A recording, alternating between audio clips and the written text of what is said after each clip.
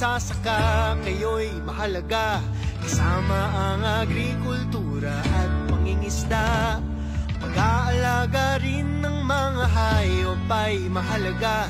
Produktong masagana, lumpa'y wala na. Sa mga makabagong pag-aaral ng siyensya, hindi na kailangan, kayo'y mahirapan pa.